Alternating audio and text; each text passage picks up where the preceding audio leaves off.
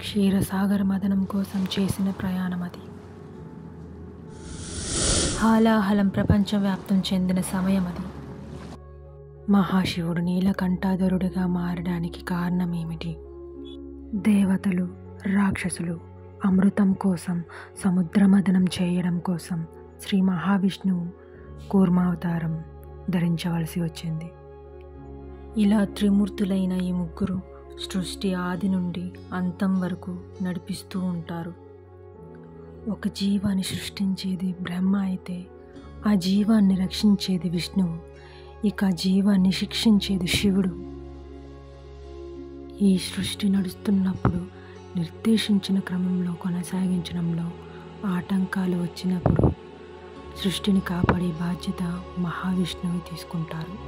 దేవతల రాజైన ఇంద్రుడు పరిపూర్ణ శక్తితో పాటు అష్ట ఐశ్వర్యాలను అనుభవిస్తున్న సమయంలో మహాశివభక్తుడైన దుర్వాస మహర్షి పృథ్వీలో విహరిస్తూ ఉండగా ఆయనకు ఒక అప్సరస నుండి దివ్యమైన పూలమాల లభించింది. ఆ పూలమాల నుంచి పవిత్రమైన సుగంధం విరజల్లుతుంది. ఆ మాలను ఇంద్రుడికి బహుమతించడానికి దేవలోకం వెళ్ళారు. ఆ మహర్షి చాలా భక్తిభావంతో ఆ మాలను ఇంద్రునికి ఇచ్చారు. ఆ మాల యొక్క మహత్రాన్ని గుర్తించకుండా ఐరావతం యొక్క కుంభస్థలం మీద వేశారు.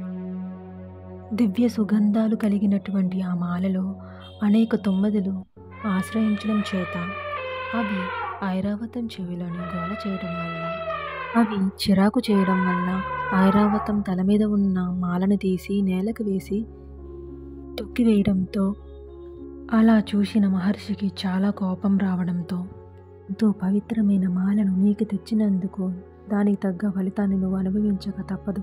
నీ అష్ట ఐశ్వర్యాలు కోల్పోయి ప్రతి దాంట్లోని విజయాన్ని కోల్పోవాలని నీకు శపిస్తున్నానని మహర్షి చెప్పగా, అక్కడ నుండి జరిగిన ప్రతి యుద్ధంలోనూ అసురుల చేత దేవతలు ఓడిపోతూనే ఉండేవారు. ఇంద్రుడి నిర్లక్ష్యంతో జరిగిన ఈ పొరపాటుకి దేవతలందరూ శిక్షకి అర్హులయ్యారు.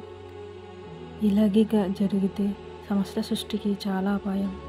అందుకని దేవతలందరూ బ్రహ్మ దగ్గరికి వెళ్ళి సహాయం అడగా మహావిష్ణువు దగ్గరికి వెళ్ళి అర్థించమని చెప్తారు.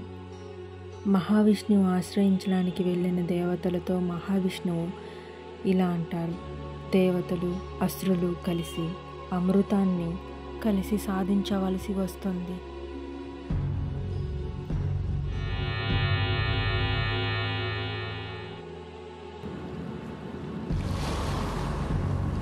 సముద్ర మథనం చేయడం కోసం దేవతలు, అసురులు కలిసి మథనం చేయవలసి వస్తుంది.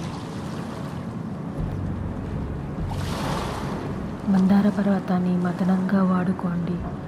వాసుకిని తాడుగా ఉపయోగించండి. రాక్షసుల సహాయం తీసుకోండి. ధైర్యం, ఓర్పు అమృతాన్ని సాధించడానికి ఉపయోగించండి.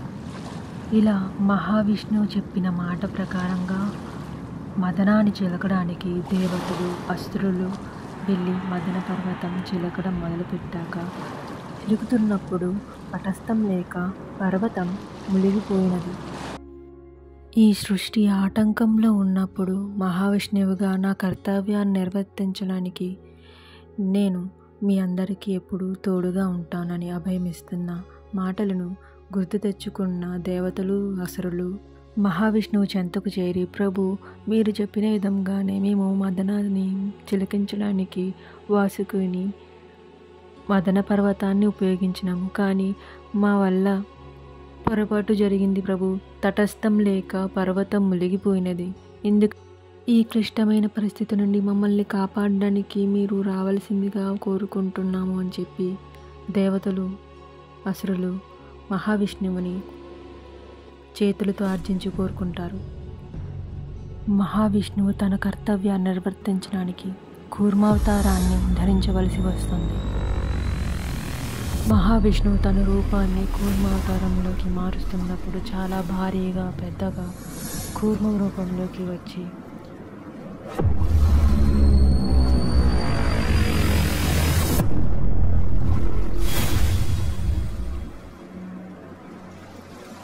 మదన పర్వతాన్ని తన భుజం మీద పెట్టుకొని వాసుకిని తాడుగా పట్టుకున్న అసురులు దేవతలు మదన పర్వతాన్ని చిలకగా మొట్టమొదటిగా హాలాహలం అనే కాలకూట విషం బయటపడింది.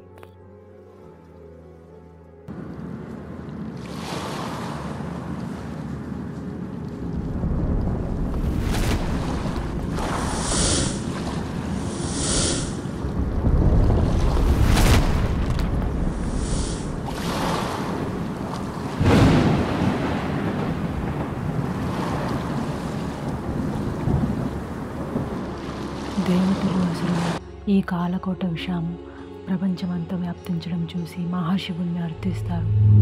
అర్థించగా మహాశివుడు తన కంఠాన్న ఆ కాలకోట విషయాన్ని ధరించడానికి సిద్ధపడతారు.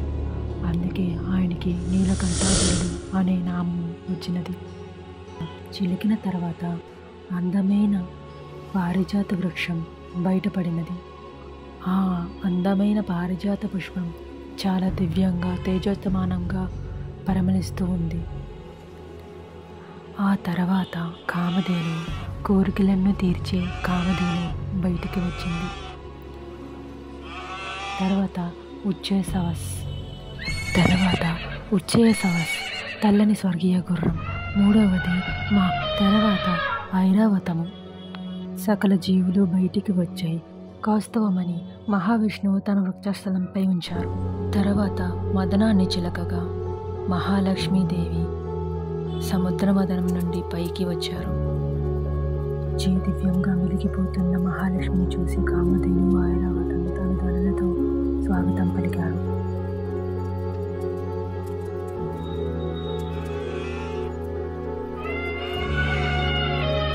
తర్వాత లక్ష్మీదేవిని మహావిష్ణువు మనవాడారు. తర్వాత దేవతలు కూడా బయటికి వచ్చారు. చివరిగా ధనవంతరి వైద్యశాస్త్ర దేవుడు అమృత కలశాన్ని చేతాన పట్టుకొని దేవతలకి ఇవ్వడానికి వచ్చారు.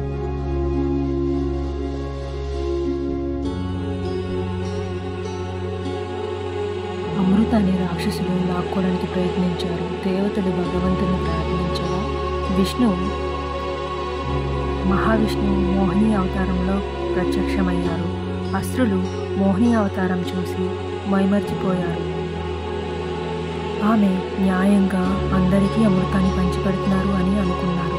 కానీ విష్ణువు దేవతలకు మాత్రమే అమృతాన్ని పంచిపెడుతున్నారు. ఇంద్రుడు తిరిగి తమ దేవలోకాన్ని పరిపాలించగలిగారు. దేవతలు తమ భక్తులను తిరిగి పొందారు. అసురులు తాము మోసపోయామని లక్ష్మిని పొందలేకపోయామని గ్రహించారు. అసురులలో ఒకడు సర్వవనుడు రాహువు చాలా తెలివిగా దేవతలు రూపాన్ని ధరించి అమృతాన్ని సేవిస్తారు. అది గ్రహించిన సూర్యుడు మరియు చంద్రుడు మహావిష్ణువుకి తెలియజేస్తారు. మహావిష్ణువు తన సుదర్శన చక్రాన్ని ఉపయోగించి రాహు తలని నరికేస్తారు. అప్పటికే అమృతం సేవించడం వల్ల తల మరణించలేదు. అందుకే తల రాహుగా, శరీరం కేతువుగా పూజించబడుతుంది. తనని గ్రహించినందుకు సూర్యచంద్రుల మీద పగ తీర్చుకోవాలని గ్రహిస్తారు. అందుకే సూర్యగ్రహణ సమయంలో సూర్యుడిని రాహు గ్రహించడానికి చూస్తారు. చంద్రగ్రహణ సమయంలో కేతువు చంద్రుని గ్రహించడానికి చూస్తారు. అయితే వీరు ఎప్పుడూ సంపూర్ణంగా గ్రహించలేరు. మాయా జాగ్రత్తలో ఎప్పుడు మాయ అనేది బయటపడుతుంది. ధర్మాన్ని పాటించిన వ్యక్తి ఎప్పటికీ శిక్షకి అర్హులై ఉంటారు. ఓర్పు సహనం ఉంటేనే ప్రతి దాంట్లోని విజయాన్ని సాధించగలం అని ఈ కూర్మ అవతారంలో తెలియజేస్తున్నారు.